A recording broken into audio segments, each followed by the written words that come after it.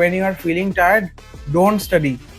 If you play and study in a balanced way, your parents will not scold you. Yeah, that's right. So, do you think gaming has future aspects? Yeah, ma, of course. Gaming has many opportunities.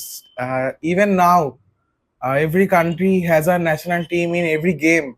Like if you say BGMI, Free Fire, there are many teams in every game. And even in like countries like Japan and China, even they get supported by their parents to go into that field, even if it's new. And I hope in the next 50 years gaming will be like one of the top careers. Okay, so ভাবি, তোর কোন মোডে পড়তে ভালো লাগে, offline mode না online mode? দেখো মা, after Covid people are very use to mobile phones. যেরকম ক্লাস 10 অবধি অনেকজনই অনলাইন স্টাডি মোডটা বেশি প্রেফার করে।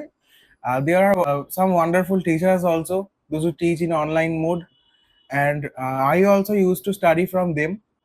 But in class 11 there are two separate ways. কিছুজনরা বড় বড় ইনস্টিটিউশনে চলে যায় অফলাইন মোড, আর বা কিছুজনরা অনলাইন মোডও পড়ে। কিন্তু if you want to study in online mode, you have to be very responsible, you have to be consistent, and you have to be sincere to your studies. হ্যাঁ, এটা তুই ঠিকই বলেছিস।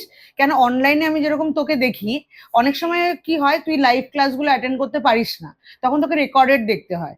In that case যদি স্টুডেন্টসরা নিজে ফাঁকিবাজি করতে শুরু করে, যে মা বাবাকে ভুল বোঝায় যে হ্যাঁ আমার পড়া হয়ে গেছে, because they are not going outside for studies, মানে টিউশনস, মা বাবারা কিন্তু তখন বুঝতে পারে না যে whether they are studying or not. আমরা অন্ধবিশ্বাস করি তোদেরকে।